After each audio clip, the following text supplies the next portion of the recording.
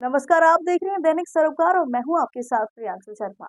आइए रुक करते हैं आज की तमाम खबरों पर। थाना नंदग्राम पुलिस टीम द्वारा फिरौती के उद्देश्य से अपहरण कर हत्या करने वाले 3 अभियुक्तों को गिरफ्तार किया है। आत्मसार्थ पुलिस द्वारा की गई फायरिंग में एक बदमाश घायल अवस्था में गिरफ्तार, कब्जे से एक तमंचा, 315 बोर, 2 जिंदा कारतूस, एक खोखा कारतूस में घटना में प्रयुक्त कार व बेहोशी की दवा बरामद की गई है। योगेश शर्मा सन ऑफ देवेंद्र शर्मा जो भट्टा नंबर 5 रोड सिकरौड़ गांव के रहने वाले थे। करीब 25 वर्ष इनकी उम्र रही होगी।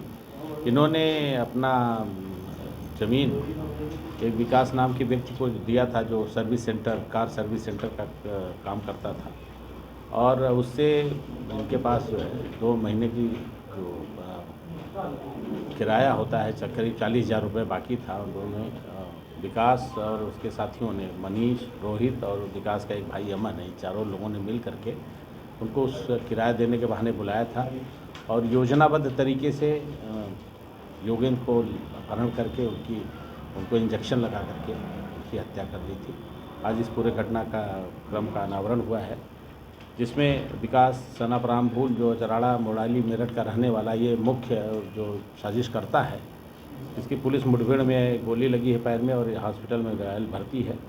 मनीष और रोहित इसके जो साथी थे, उनकी गिरफ्तारी हुई है। ये आपस में रिश्तेदार भी हैं और एक विकास का भाई अमन है जो कि अभी फरार है। इसकी तलाश में पुलिस की टीमें लगी हुई हैं और अभियुक्तों की गिरफ्तारी में जो घटना में प्रयुक्त स्विफ्ट डिजायर गाड़ी थी वो बरामद हुई है। साथ ही साथ विकास के पास से एक तमंचा 315 बोर का, 2 जिंदा कारतूस और एक खोखा कारतूस बरामद हुआ है।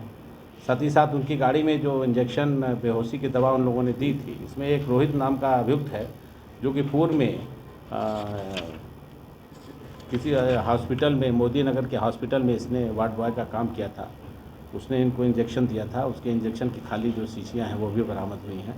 इन अभियुक्तों को गिरफ्तार करके जेल भेजा जा रहा है। हत्या की वजह सिर्फ किराए का पैसा था या अपहरण करना था, इसके बाद फिरौती मांगनी थी, लेकिन इंजेक्शन दे दिया, ज़्यादा ओवरडोज हो गई, उसकी मृत्यु हो गई। क्या वजह रही? किराए की वजह तो, किराया तो केवल बहाना था उनको बुलाने का। वास्तव में इनके मन में पाप समा गया और इन्होंने सोचा कि ये पैसे वाला आदमी है, इसको अगर हम लोग किडनैप कर लेते हैं तो फिरौती के रूप में हमको पैसे, अच्छे खासे पैसे मिल जाएंगे। इसलिए योजनाबद्ध तरीके से इन लोगों ने घटना कारित की और जो डोज था, एनेस्थीसिया का जो डोज था वो अधिक होने की वजह से ही उसकी मृत्यु हुई थी। सर, किस तरह से इस पूरे घटनाक्रम का खुलासा हुआ है और किस तरह पुलिस मेरठ पहुंची और मेरठ में क्या देखा? पूरे घटनाक्रम में पुलिस ने सबसे पहले लोकेशन के आधार पर योगेंद्र की तलाश की और सीसीटीवी फुटेज के आधार पर योगेंद्र अपने सेंटर में जाता हुआ जो विकास को दिया था वहाँ पे दिखाई देता है। बाद में इन लोगों को संदेह के आधार पर बुलाया गया, उनसे पूछताछ की गई और कड़ाई से पूछताछ करने पर इन्होंने जुर्म इकबाल किया और इनकी निशानदेही पर, विकास, मनीष और रोहित की निशानदेही पर जो लाश इन्होंने छुपा रखी थी मिट्टी में दबा करके, उसकी बरामदगी हुई है। साथ ही साथ उनकी निशानदेही पे कार की बरामदगी हुई है। एनकाउंटर सर किस तरह से हुआ?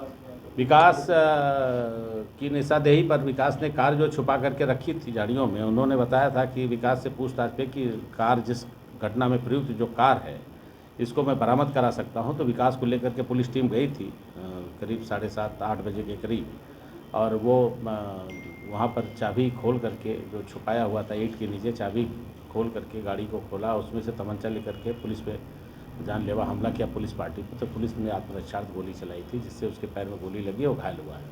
सर, ऐसे में कितनी बड़ी चुनौती रहती है कि अभियुक्त की निशानदेही पर आप गए और गाड़ी में से उसने वेपन निकाला, पुलिस पार्टी पर फायर किया, कितनी बड़ी चुनौती रहती है पुलिस के लिए? यह व्यक्ति पूर्व में अपराध में जेल गया था, 376 के मामले में जेल भी जा चुका है और एक निश्चित रूप से चुनौती थी। पुलिस के शाम का अंधेरा था, उसमें ऐसी उम्मीद नहीं थी कि पुलिस भी इस तरह की पार्टी पे फायर करेगा वो, लेकिन जो आपराधिक पृष्ठभूमि होने के नाते उसने इस तरह से घटनाकारी की।